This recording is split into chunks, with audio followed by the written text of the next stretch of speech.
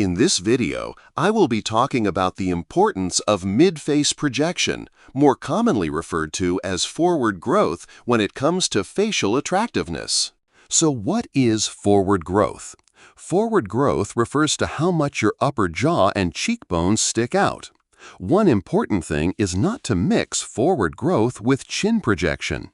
Chin projection refers to how much your chin sticks out, and sometimes I see people commenting that someone has good forward growth when in reality they just have a very prominent chin. I also see people with less prominent chins who have elite level forward growth not getting any credit for it. So what separates elite forward growth from average forward growth? When you draw a vertical line from the back of the chin, it usually aligns with the beginning of the nose bridge. In elite faces, however, it aligns roughly with the middle part of the nose bridge. Then there's the final level, where it aligns with the front part of the nose. Keep in mind that some people have bigger noses, so even if the line doesn't align with the middle part of the nose but slightly behind it, the big-nosed individual might still have elite forward growth. One thing to note is that we as humans are blessed with 3D vision, so we don't need to check for elite forward growth from the side. It's even easier from the front. Besides, sometimes distorted angles can make it seem like someone has elite forward growth when viewing from the side. Bad angles can also make it seem like someone who has elite forward growth lacks it.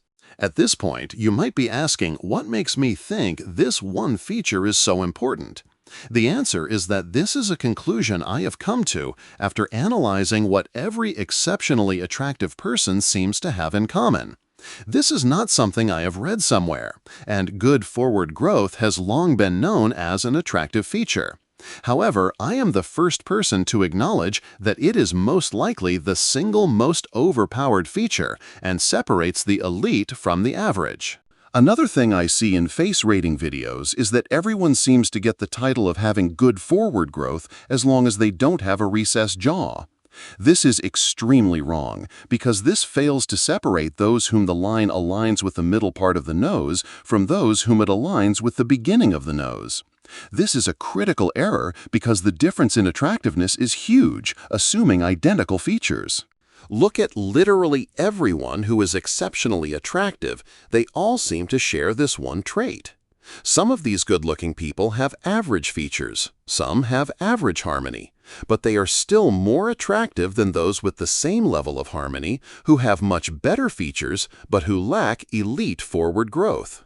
Like I've said in my previous video, features like eye shape, jawline, lips, nose, etc. are only the icing on the cake, while harmony serves as the foundation of attractiveness. Elite forward growth, however, is like a face on steroids. Someone with good harmony and features who has elite forward growth is going to be like a guy with good muscle-building genetics on steroids, while someone with average harmony and features and elite forward growth is going to be like an average guy on steroids. See my point here? The average guy in this example is probably going to be more muscular than the guy with good genetics as natural. Many models have harmony percentages in the 70s, but are still models because they all have one trait in common. You guessed right, elite forward growth. Surprise, surprise, the only elite models who lack elite forward growth, like Adriana Lima and Lucky Blue Smith, have frontal harmony percentages of 90% or higher. This is so rare that we can practically just ignore it. It's like Ronnie Coleman before steroids. I myself have never really found either of these two faces that attractive, but I might be someone with extra emphasis on forward growth. In fact, I have never really found anyone who lacks elite forward growth particularly attractive facially. This, however, does not mean this is just my type. It's more like how good hair is objectively attractive, but is an exaggerated trait among young girls. Besides, there are so many examples of people with elite forward growth but average harmony and features who are seen as exceptionally attractive by a lot of people. Here's a task for you. Look up an actor or other celebrity who you know is being simped for by a lot of women and check if they have elite forward growth. You will be shocked when you see that almost every one of these people shares that trait. Take, for example, athletes. Men always preach about how attractive Cristiano Ronaldo is. But then, when you think about it, you don't know any girls in real life who actually simps for him. Instead, they simp for someone like Neymar, who just so happens to have elite forward growth. How come every girl who watches Star Wars simps for Anakin, but not Luke? Well, the emotionally unstable dark triad personality is appealing. But it's not just that, it's also his looks. Hayden Christensen does not have elite harmony or elite-level features, but he has elite forward growth combined with above-average harmony and features. Another good example is Leonardo DiCaprio in his prime. He is one of the most simped-for guys of all time, despite having relatively common features and lacking high dimorphism. Yes, his harmony is high, but someone like Tom Cruise's is much higher, and Tom Cruise is not simped for by nearly as many women despite being equally famous. What Leo has is elite forward growth combined with very good harmony. This summer, 2 Korean series got a new season, Squid Game and Weak Hero Class 2. After watching edits from these series, I noticed that there were 2 guys who got simped for the most, Nam Gyu from Squid Game and Kim Song-jae from Weak Hero Class 2. These 2 share 2 traits, a bad boy persona and elite forward growth. Both of them have pretty average harmony and features. I was watching some scene from The Godfather Part 3 on YouTube, and everyone in the comments was pointing out how gorgeous Andy Garcia was. His features are pretty normal, and his harmony is slightly above average but not high. The thing special about him is yet again elite forward growth. Keep in mind that, according to my estimate from checking out people's forward growth in real life, less than 1 in 1,000 has elite forward growth. This one girl in high school, whom I had a crush on for many years, was the only one who had elite forward growth in my school. Is this a coincidence? I don't think so. Everyone had a crush on this same girl. Every time I watch a movie and find an actress exceptionally attractive, I check if they have elite forward growth, and I can tell you that 100% of the time they do. On the contrary, I have never found any actress who lacks it attractive, even if they have elite-level features. If you still don't believe that forward growth is one of the most important features, I will ask you this. Why does almost every actress or actor who is cast as someone who is supposed to be good-looking have elite forward growth? Take, for example, Bond girls. They are supposed to be exceptionally attractive. It just so happens that almost every Bond girl, especially those I find attractive, has elite forward growth.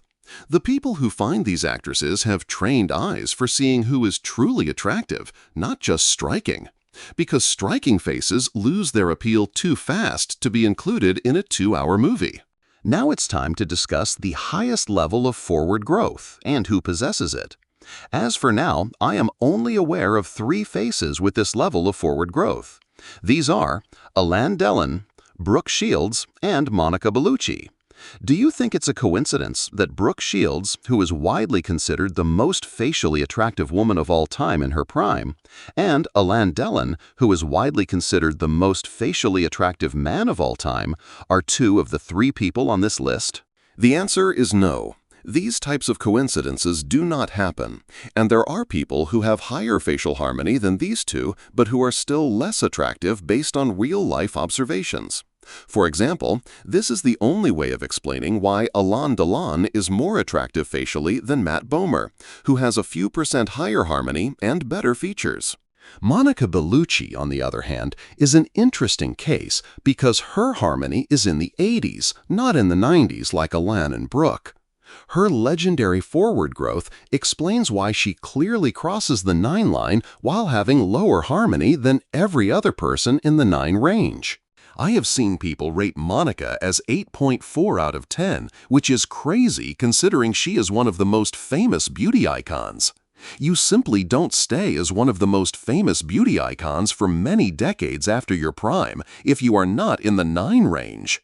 Also, I have a very developed eye for aesthetics after analyzing hundreds of faces instead of just looking at their coloring and jawline like most looks maxers do, and I can say with 100% confidence that Monica's face is more attractive than Adriana Lima's. It's close, but before hating on me, you have to learn to see beyond coloring. Monica's face is simply more pleasing to watch, especially on video. By the way, while comparing faces, video footage is always preferred over photos. Also, most photos of Adriana Lima on the internet are photoshopped. Have you watched those eye color swap videos? How come Adriana loses so much of her attractiveness when swapping from blue to black eyes, while Brooke Shields stays equally beautiful? The answer is that Adriana is one of the most striking faces while being behind women like Brooke and Monica in attractiveness. Go watch my previous video about the difference between strikingness and attractiveness. This does not mean she is not attractive, however. In fact, she is very close to these women in attractiveness and beyond them in strikingness. If you still don't believe that Monica is above a 9 out of 10, go watch the comments on her edits. Besides, these edits have millions of views from men who are not looksmaxers, unlike Adriana, whose viewers are mostly women and looksmaxers. Also, I am talking about Monica in her prime, not her 40s. If she ain't a 9, no one is. And the point I am trying to make is that you simply don't reach 9.25 out of 10, which I rate her, if you don't have elite forward growth and over 86% harmony. Monica, however, does, because she has top 3 forward growth. Now it's time for a visual list of people with elite forward growth versus a list of those who lack it.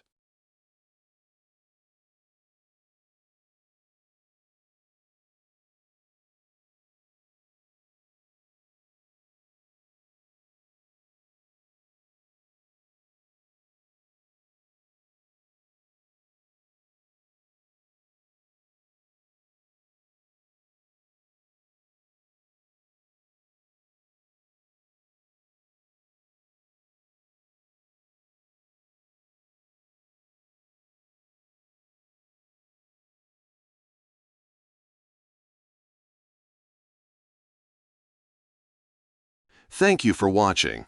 Face rating videos will come out soon. Don't forget to like and subscribe. If this video gets 10 likes, I will make a video about how much looks maxing increases your attractiveness versus your strikingness.